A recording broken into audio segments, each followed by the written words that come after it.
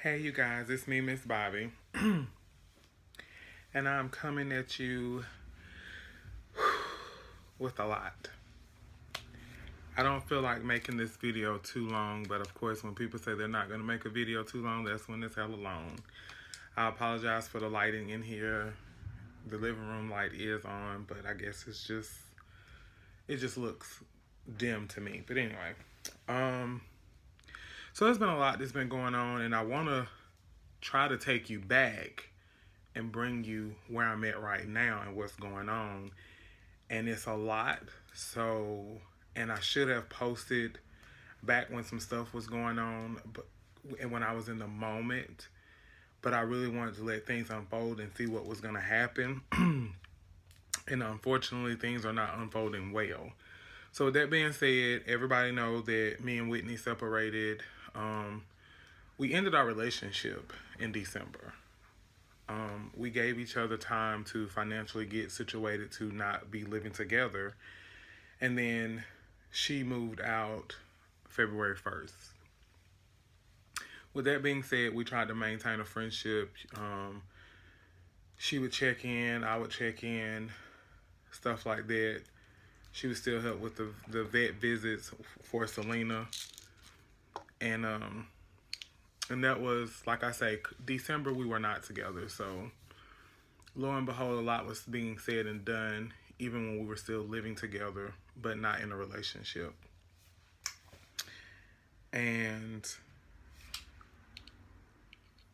February came and she left, and she surprised me by we agreed to still, exchange gifts and what I thought was what we were going to exchange. And she came with the whole, it was just a lot because we were still newly separated, crushed from a lot of the stuff that was going on or that had went on in our relationship, and we were still just, I guess, kind of holding on to the ideal that we were gonna, get over this hump and we were gonna be right back together. Well, it didn't really go like that.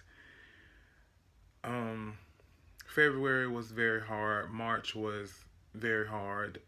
And we agreed that she was gonna be a part of my birthday because in January we were not in a relationship. We were just still living together, and I still helped her celebrate her birthday. She had an awesome time, and she wanted to return the favor.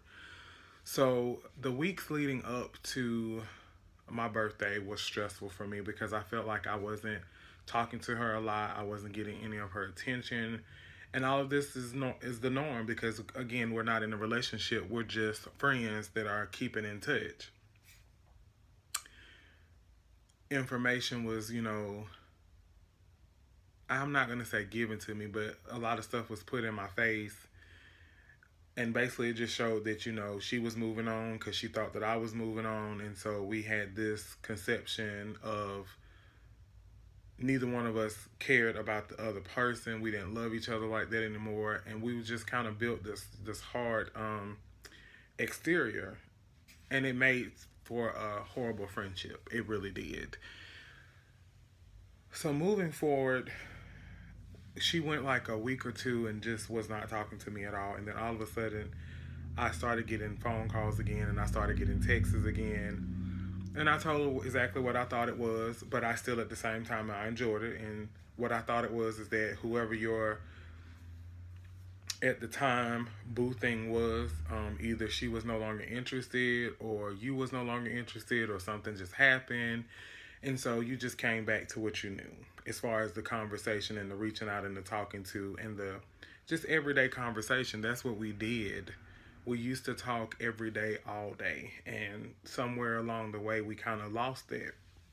So in this moment, we felt like we had a piece of our old selves back. We felt like we had us back.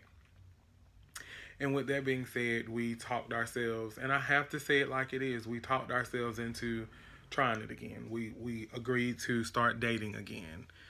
And it went from just a few days of us talking about it. She came over, we talked all night long. I mean, it was really good. We talked, we cried, we talked again, we cried again. And it's what I always wanted. when the relationship was going bad in the beginning. So this was like the last week in March, and we decided that we were going to take a chance and see if we could fix things and work things out, and that made for an awesome birthday and a birthday weekend. She was here and she was helping me celebrate, and we were together. Still a little different because we had been so long apart, but I felt like, okay, we can do this. We had convinced ourselves that, everybody that we were talking to, we were going to be done with. But then came stipulations with that, and that just kind of tugged at my heart. And the more things unfolded in a negative manner, it just made me think more about the fact that our foundation that we're starting off on again is not good and it's not solid. So one of the biggest and only things that we struggled with, and the outside people is one thing, and I really do believe that if there's a chance to save us, then we're going to do what needs to be done. And that just means anybody that we linked up with, whether via conversation, text, phone, or met face to face, I feel like they are a threat because they were potential partners or booty calls when we were single. There's no reason to keep them around if we're going to be in a relationship. Now, granted, when we first started talking 3-4 weeks ago, we agreed that these people were not threats, that they had really good conversation, they had became friends. Well, I don't feel like that anymore. I don't know if she feels like that, because we're also in a place where we can't really talk about us right now. Her biggest thing every day since we agreed to get back together was, when can she move back in? When can she move back in? And I won't lie to you, I'm just not ready. And I told her that if I gave you a chance to fix our relationship, then you should give me time to fix our relationship, time to let you move in, time to trust you again, time to believe in us again. And we've argued about that for a while now, and it went from just loves and I miss you and just talks and conversation after conversation to all of a sudden it was negativity everywhere. And it just makes things really, really hard. So, not getting anywhere with that she wants to move back in. I'm not ready for her to move back in.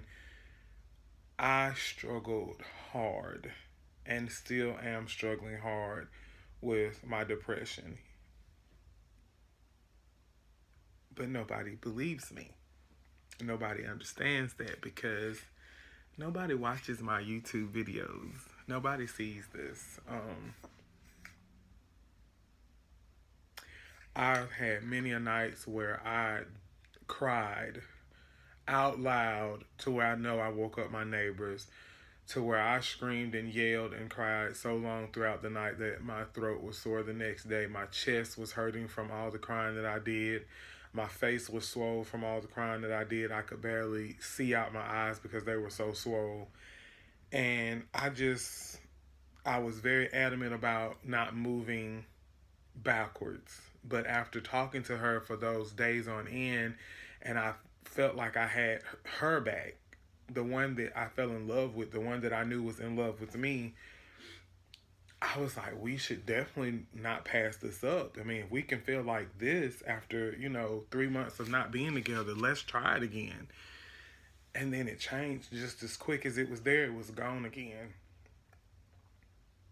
And I was thinking that maybe my depression, that was definitely triggered by me and her breakup, along with other things, could slowly mend itself if me and her was mending our relationship.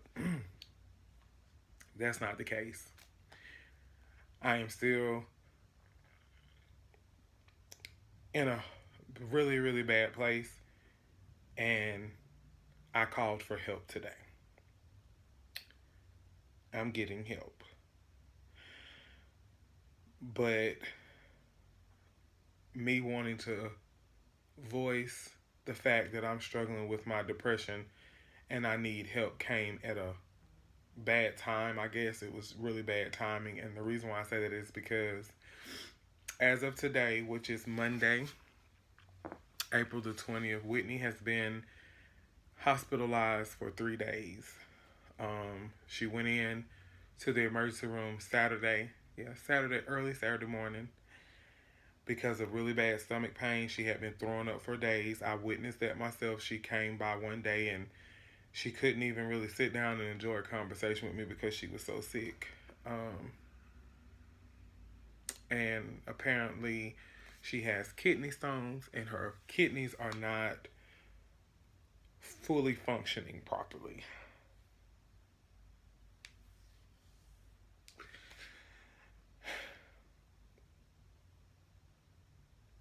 Things have been said. People are looking at me in a negative manner because no matter what I say or do right now, if it's not giving in and agreeing to what she wants or what she needs, then I'm the bad guy. And I've already been made that with a lot of people. I don't know if that was her intention when she talks to people about the situation, but yeah, and that hurts. She's been transferred from one hospital to another so they can do more, I guess, detailed testing on her kidneys. And apparently with everything that's going on with COVID-19, I can't be there with her. I can't be by her side. I have not seen her since the day before she went. The day before, I think I seen her Friday. No, I didn't. I think I seen her Thursday. I don't know. So, yeah. She's got a lot of physical things that she's got to take care of. She's listening to the doctors. They're doing what they got to do. And I guess I got a lot of mental stuff that I got to take care of. I did a video call with a doctor today. And I have not been on antidepressants in so long. I don't want to do this.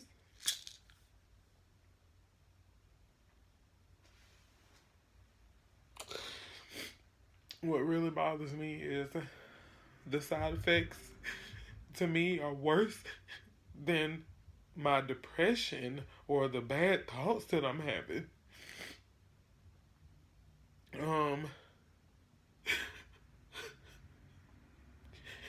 It hurts because I know all she wants is for me to be there. At least I hope that's what she wants.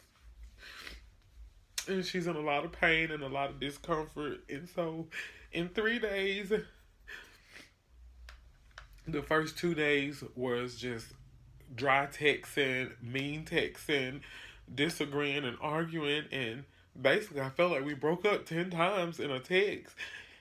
Till I agreed this morning that it was selfish of me to talk about relationship stuff while she's in the hospital and trying to get better.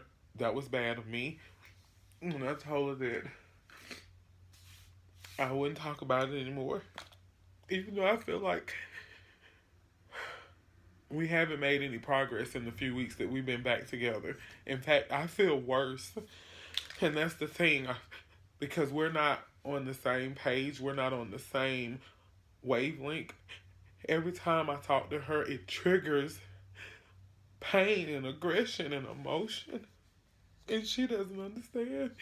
Nobody will, because all they're going to see is she is sick. Her body is shutting down right now. And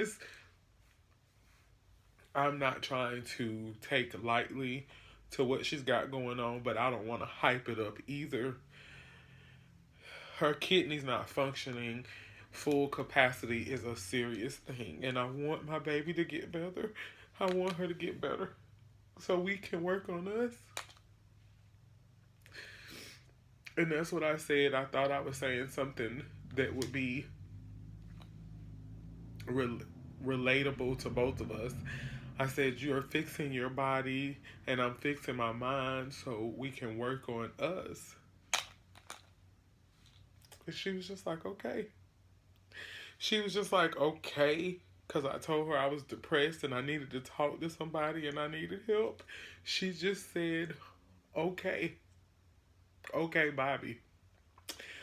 Like I would make this up while she was going through what she was going through. I absolutely do not appreciate people who try to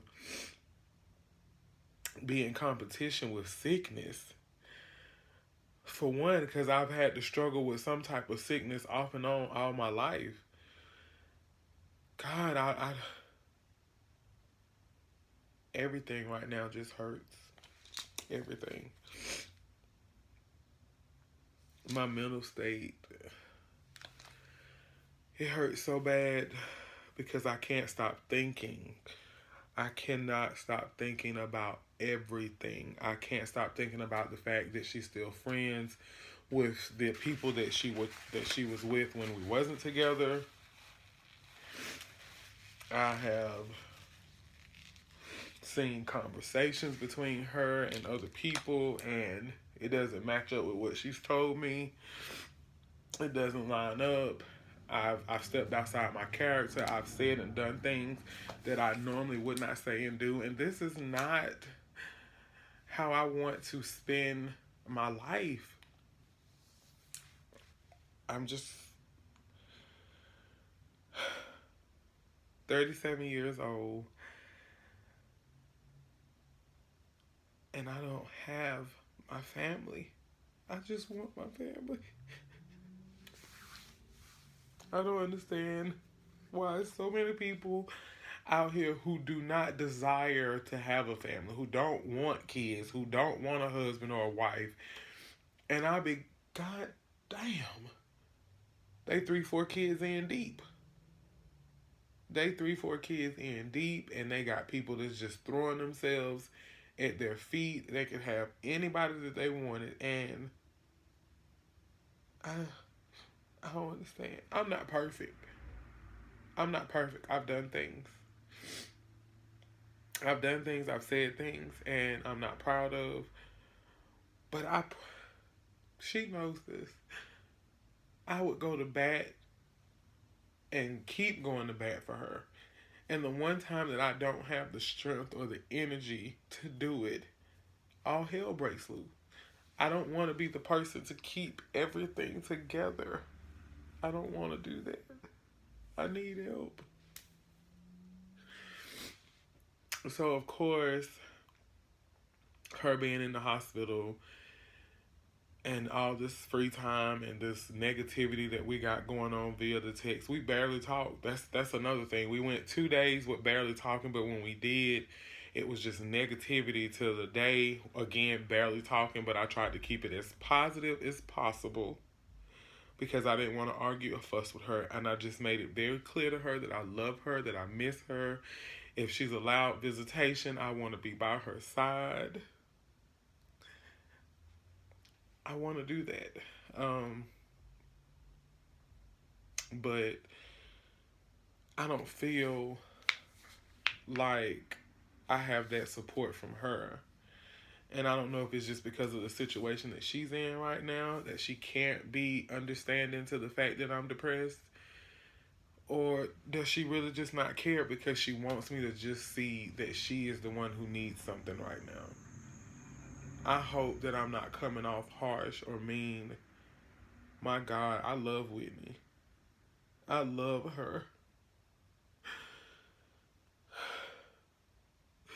I just don't know. I mean, oh my God. And everything is still around me. I put our picture back up.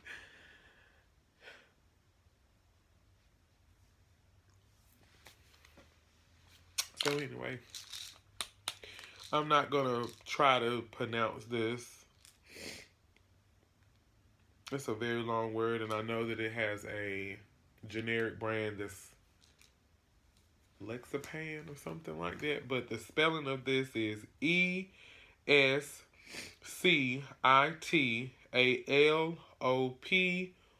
RAM, and I have 5 milligrams of it. And I was told to start off with taking it in the evening or at night because it may cause drowsiness, which I'm hoping because I haven't been sleeping. I was told that I probably wouldn't see a difference in my mood until about a week, but I wouldn't get the full,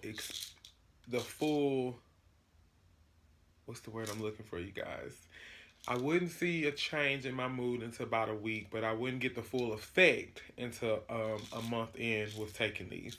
So I've looked up the side effects, and I'm just going to be honest with you. Not that it matters right now because I'm coming out of a deep, dark hole, but it says that it will fuck with your sex drive. Yeah, no, don't want that. Not only can it slow down your sex drive, it can also make it very complicated to climax. I don't need any help in that category. Sorry if that's TMI, but it's the truth. So, this was just what I was able to get via talking to the doctor through video appointment. I go in 2 weeks to sit down and do like a recap. If I need them before then, I can call back, and then I'm going to get set up with I guess a psych doctor. Um, I guess I don't know. So yeah, I'm gonna take this.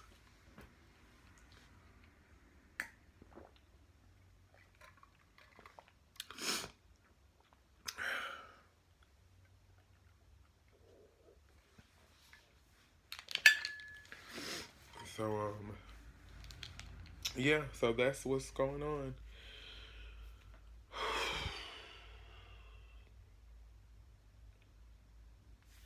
And the worst of the worst of the worst is that honestly, no matter where me and her stand on our relationship, I'm not okay with the fact that she's got people looking at me sideways or not liking me or not loving me. And I don't want to go into details with that because I'm talking about close family and friends right now, so I'm just not gonna go into that. But regardless of all of that, um, it kills me to not be there with her. I've been off for 3 days. I could have been right there with her. I offered to go when she told me that she was going to the emergency room. I offered to go with her, and she said no. Um, and it's just driving me crazy. I've always been an overthinker. I've always been somebody who was, I guess you would say, slightly paranoid. I always thought outside the box when it came to crazy shit that would happen, and so that's what I planned for. But I know that my depression is getting worse because I'm paranoid about everything now. Like months ago before Whitney left, I'm just giving you an example. Months ago before Whitney left,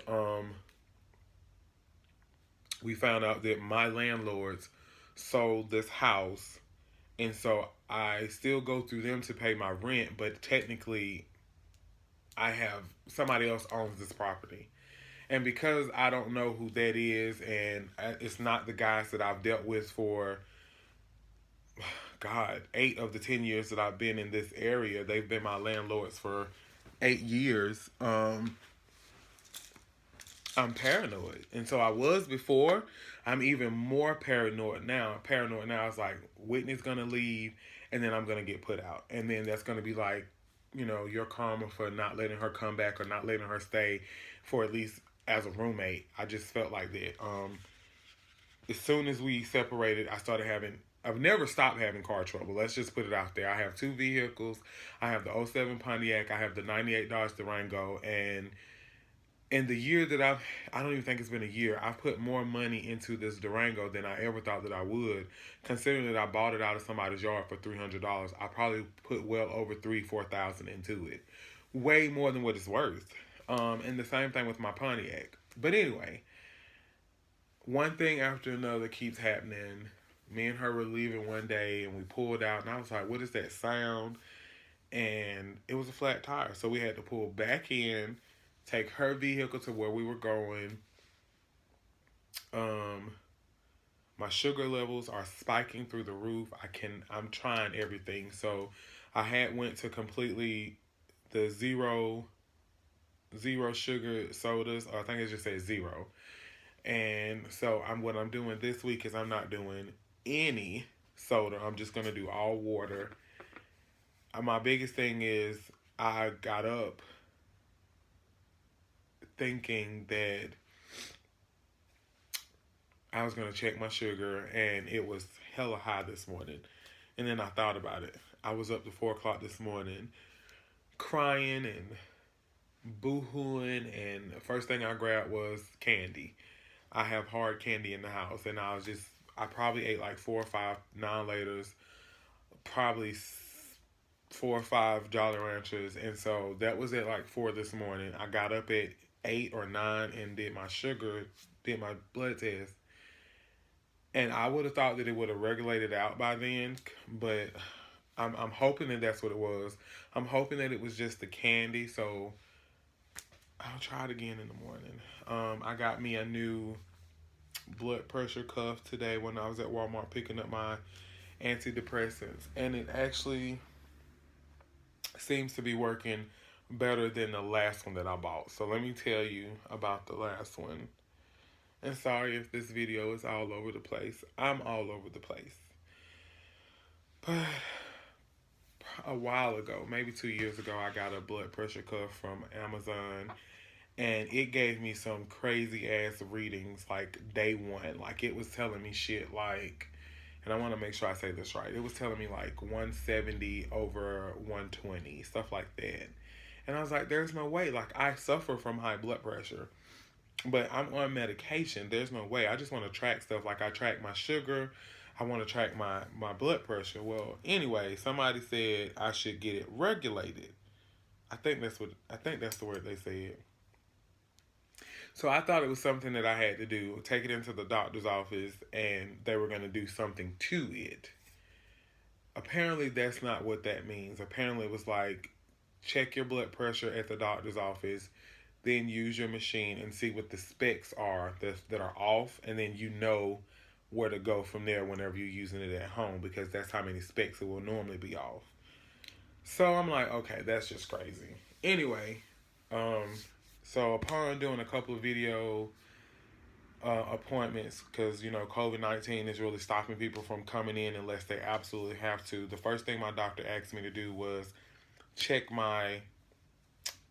and track my blood pressure. So I'm like, well, I can always stop by Walmart and check it, or CVS or whatever. Well, I don't know about CVS or Walgreens, but Walmart has turned off their little blood pressure cuff table. Excuse me. Which is fine because, like I say, I went ahead and bought one. I was actually online shopping today, and I was like, I love shopping online. I'm addicted to shopping online, but I need to see what's in the stores so I don't have to worry about this ridiculous time frame for stuff to be delivered. And so I walked right in there. I found one that was a decent price, balling on a budget, and I was pretty satisfied with the reading that I got today. I want to say the reading was 134 over 79, which can be considered high, but for me and with my range of where I'm coming from, that is a high, healthy range. I'm excited about that.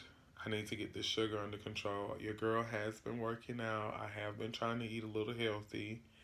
I'm a little concerned that the containers that I meal prep today are probably a little bit full.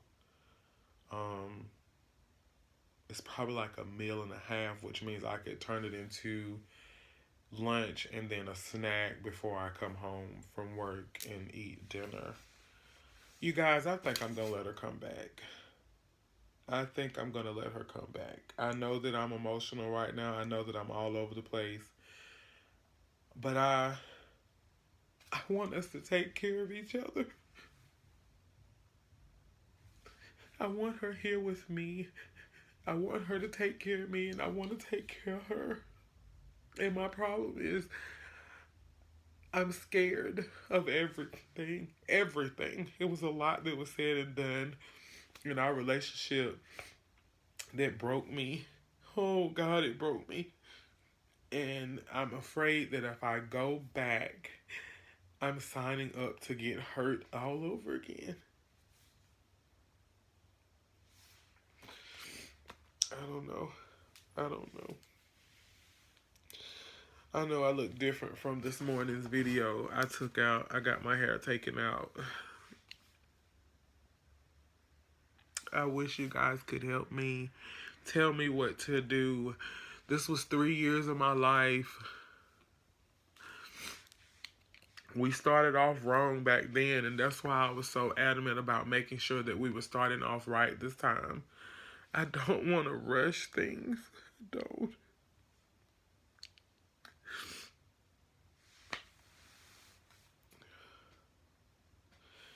And I don't want to be one of those people that think having a baby is going to fix things. But I'm 37 fucking years old.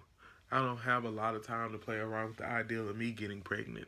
And the only way that the doctors are going to help me, since I have the PCOS and I don't ovulate, is I got to fight hard to lose weight naturally. And then maybe they'll help me with some fertility drugs. And maybe I'll go meet a man at a bar. I'm just playing, you guys. Me and Whitney, the year plus that we tried to conceive, we were buying sperm. Okay? I'm just playing. I would not go sleep with some random guy. No.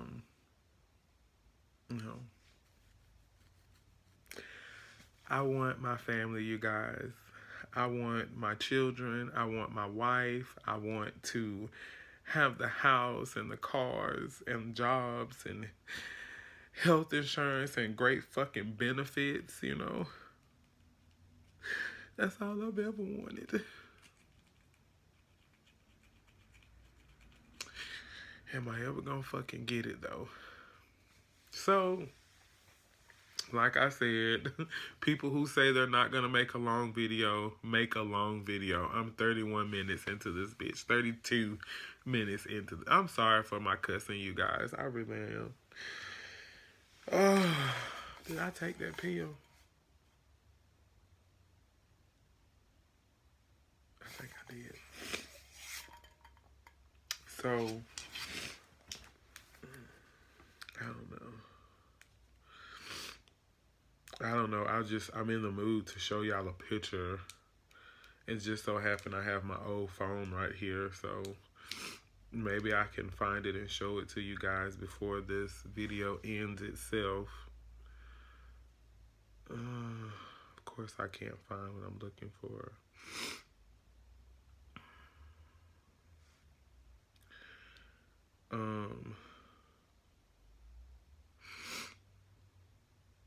Let me show y'all a good picture of my baby. Oh my God, we were at the beach, I think. Yeah, we were at the beach. Is that not a good picture of her? That's my baby.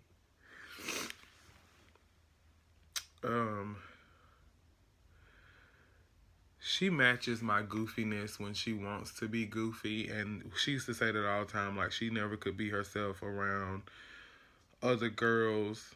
They thought that she was never serious, and I've seen her be serious. I've seen her, take care of stuff. I've seen her be on her A game. We've had some struggles over the years. Sorry about digging in my nose. But I've seen the best side of her. I have. And I want that best side back. In fact, I think it could be even better. I'm not being greedy. Why not, if you're good, be great. If you're great, be awesome. I mean, keep going, I don't think there's nothing wrong with that. I thought this was a really good picture of me and her.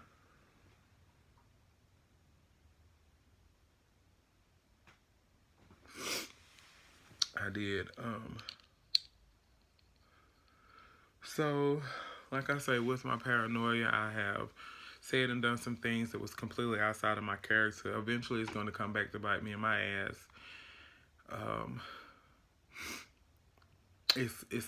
I can't undo it, and I didn't cheat or anything like that. I'm just saying, like, I'm acting like a jealous girlfriend, and I don't want to be that person. A part of what I had to deal with when me and her were going through our problems in the end of our relationship was rejection, and it broke me down to where My self-esteem was no longer high. I didn't have confidence in myself anymore. I was very okay in the sense that I knew that I was trying to lose weight and be healthier, but my body to me was fine. Like I was 100% good. Like I was 300 pounds and I would walk around naked. Like friends, family, my significant other, I had no problem with that. And then I shut down because of the rejection and the feeling like I was less than, and I would cover myself up even in front of her at the end of our relationship. And so a part of me trying to get back healthy was driven from me trying to find my sexy again, just being honest with you, me trying to get my self-esteem back up, me trying to have confidence in myself again. On top of losing weight helps me get closer to the whole ideal of getting pregnant, because I'm not giving up on that. I'm not giving up on that. So, but I don't know what I just did. It goes light, then it gets dark. Anyway, I'm about to end this video, you guys. I am going to post it because a split second of my mind was like, don't you post this video. People don't know how to take what you're saying. There's people on here that you personally know, and they're going to judge you. They're going to go back and tell Whitney some things or misinterpret what I'm saying. And I really hope that's not the case. This is a platform for me to vent because I don't have a lot of people to talk to. And I'm okay with putting myself on Front Street because I know it may help other people. I've always been that person. I'm not trying to be a superhero right now because Superwoman is tired. Superwoman is exhausted. Superwoman has got to pop fucking pills to get her mind to regulate some things and to act right. And I don't want to be this person. I will not be this person. But I'm going to do what I got to do right now so I can make sure that I'm good and copacetic. And shit got real. It got very real to the point where I was very hyped and excited. I've never been a gun person. I've never really cared for them, but living by myself and having been broken into twice, not here recently, just in general, and the world that we're living in and the neighborhood that I'm in, I was like, I'm going to get me a gun. I'm going to get me a gun. I done went shooting and everything. I done priced guns. And then my depression hit me and hit me fucking hard. And I was like, yeah, no. It's not healthy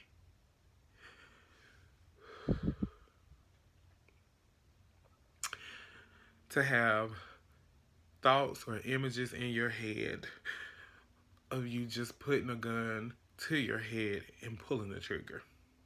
That's not good. I don't want to hurt myself.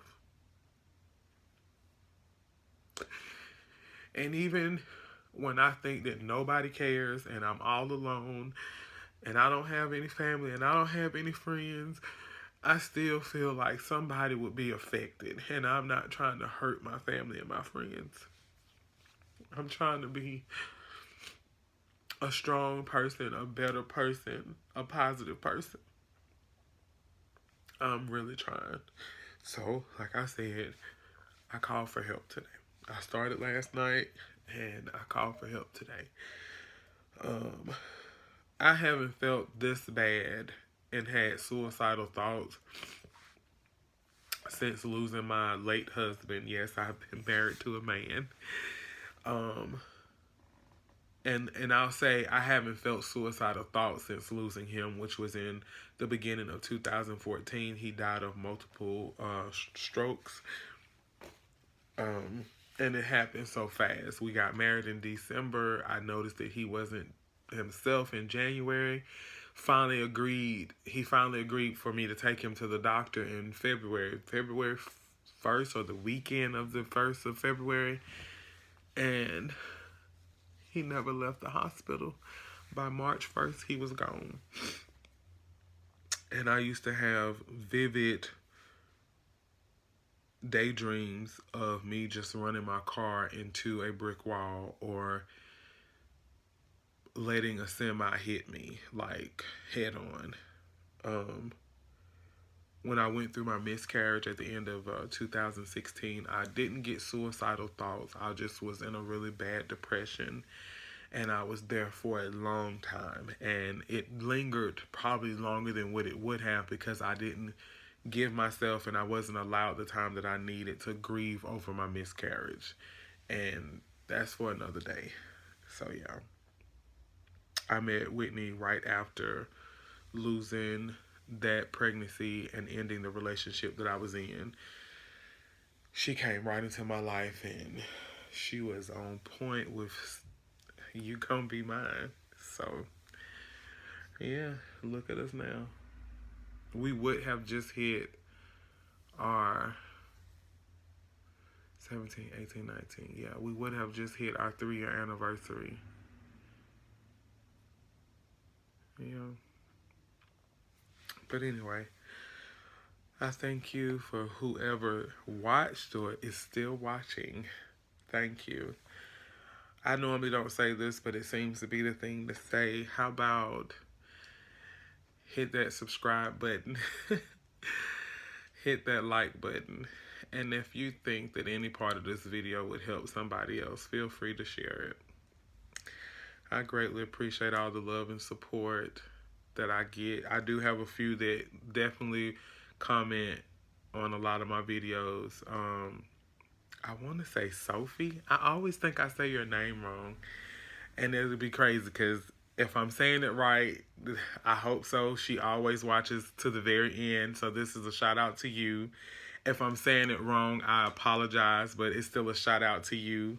I think you are a very beautiful person inside and out. Thank you for always checking on me.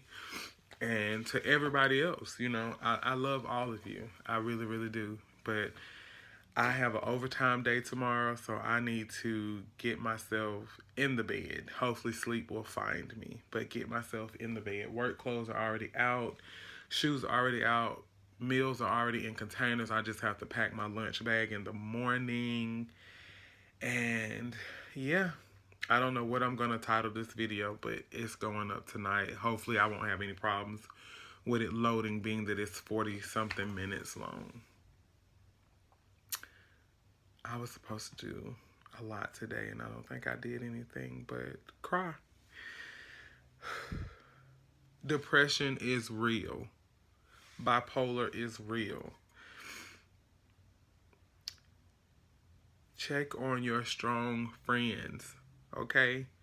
Check on the ones that always have their shit together, because we're unraveling at the seam. Do that. I love you all. God bless.